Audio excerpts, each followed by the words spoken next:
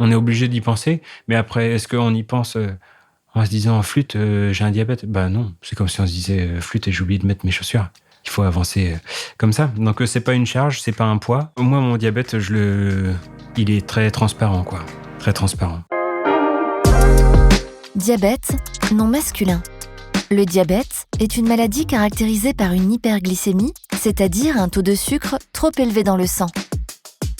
Mais peut-on vraiment résumer une maladie qui touche des millions de personnes et qui dure toute une vie en une définition ? Aujourd'hui, dans Mon diabète à moi, François, 31 ans, nous raconte comment il a grandi avec cette maladie transparente à ses yeux et la manière dont il a évolué dans sa vie personnelle et professionnelle. Bienvenue dans Mon diabète à moi, le podcast qui donne la parole aux jeunes diabétiques. Alors moi, mon diabète, on l'a découvert, c'était en 2005. Donc j'avais 14 ans. C'était l'été, donc en fait, là, cette espèce de période d'adaptation, même le temps passé à l'hôpital ou quoi, ça a été totalement transparent. Et j'ai fait ensuite une rentrée comme toutes les autres. Moi, mon mode de traitement, c'était au stylo, donc c'est une espèce de seringue, avec des petites aiguilles, et puis on se pique au moment où on mange. Ça se voit pas, enfin j'ai même plein de copains, je me suis piqué à côté d'eux pendant des années, et puis ils avaient jamais trop fait gaffe, quoi. Après, j'ai fait des études après mon lycée. Là aussi, tout s'est à peu près bien passé parce que toutes les habitudes, c'est déjà ancré finalement. C'est déjà inscrit dans le quotidien, donc on sait ce qui se passe si on mange plutôt des pâtes que du riz, si on mange pas du tout de féculents, et voilà. Donc c'est les trucs bassement terre à terre, mais c'est en fait le diabète, c'est ça, quoi. Donc bon, il y a pas à y penser toutes les 5 minutes, mais faut juste un peu prévoir. Donc jusqu'à mes études, ça a pas changé grand-chose. Là où je m'en suis un peu plus rendu compte, c'est lorsque j'ai commencé à travailler. Je faisais beaucoup de déplacements, tout en voiture, parfois assez loin, pas pouvoir manger, attendre par exemple, je sais pas moi, à 14h30. Ah mais quand on a mangé à 6h30, parfois le repas il est loin, quoi. Et puis si on n'a pas du tout prévu, là ça peut piquer. Ça peut piquer, et puis j'ai commencé à faire des hypos assez profondes. En l'occurrence, on peut dire tout de suite pourquoi, parce que je pense que ce sera plus éclairant. Il apparaît que j'avais fait un renouvellement d'ordonnance et manque de bol, le médecin, qui n'était pas mon endocrino classique, m'avait prescrit pas la bonne insuline, en fait. Il existe plusieurs types d'insuline, et là, il m'avait pas prescrit la bonne. Et quand on fait une hypo assez forte, un des symptômes, c'est de faire comme une espèce de crise d'épilepsie. C'est un petit peu les derniers remparts, là, pour que le corps libère du sucre. Et à partir du moment quand on commence à toucher à l'épilepsie, là, la question du permis se pose. Donc moi, j'ai eu une suspension de permis pendant 6 mois pour un peu soupçon d'épilepsie, on va dire. C'est normal, donc il y a pas grand-chose à faire. Et puis à l'accepter, mais manque de bol, moi qui faisais les chantiers avec mon travail, plus de permis, là ça commence tout de suite à pas être pareil, quoi. En l'occurrence, on était dans une PME, on n'était que deux, il y avait le patron et moi. Lui, il avait autre chose à faire que de faire le taxi. Donc, suspension de permis. Et là, la relation avec mon patron a commencé un peu à changer, puisqu'il m'a dit, là, je sais pas si je peux te garder. Je me sentais un peu coupable de pas pouvoir faire ce qu'on me demandait aussi. Et là, on se rend compte que la maladie, par contre, elle est présente. Et peut-être qu'il aurait fallu penser avant à expliquer les risques, à faire comprendre que, voilà, t'embauches quelqu'un avec une maladie, il faut aussi comprendre tous les tenants et aboutissants de ce que ça peut être. Donc je pense qu'on n'est pas moins productif qu'une personne lambda.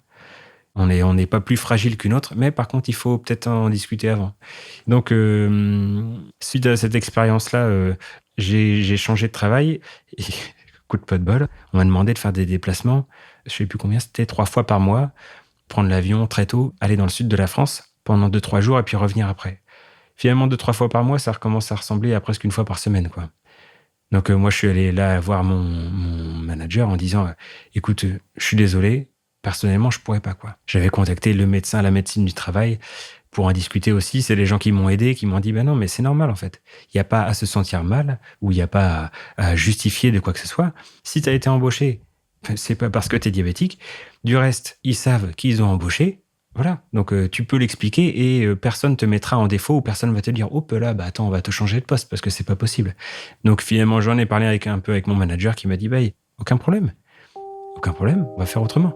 Il existe maintenant, on peut faire des visios, on peut faire plein de trucs, donc il n'y a pas de souci. Il faut pas forcément cacher sa maladie, on peut en parler. Tout le monde sait dans son entourage, que ce soit au travail ou chez soi, à qui on peut en parler, à qui il est important d'en parler aussi. Il faut s'attendre forcément à peut-être un peu des haussements de sourcils ou quoi, parce que tout le monde connaît pas le diabète.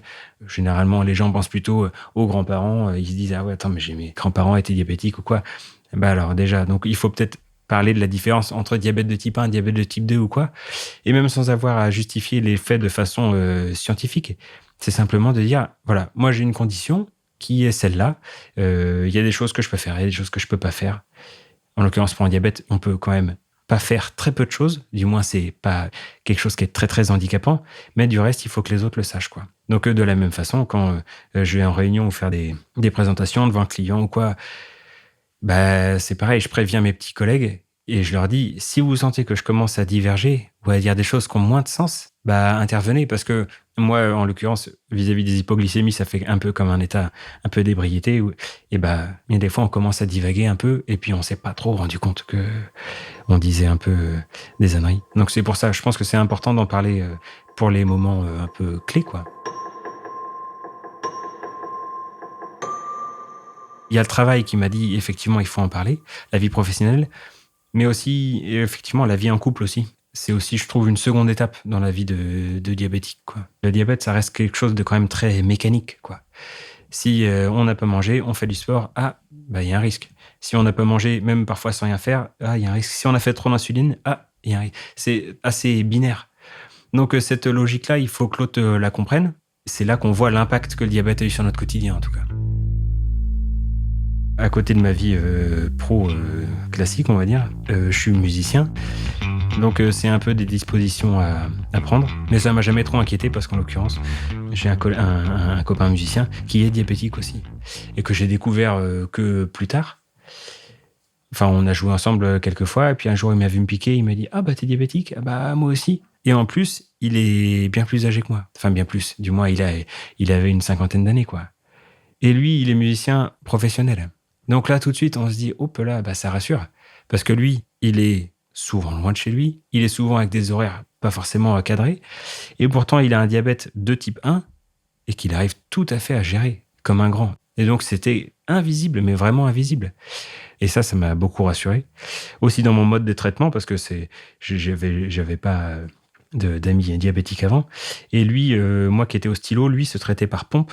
Bah justement, pour une vie qui est parfois un peu plus déséquilibrée, avec des repas à retardement ou quoi, pour ça, la pompe, en tout cas pour lui, c'était un super outil, quoi.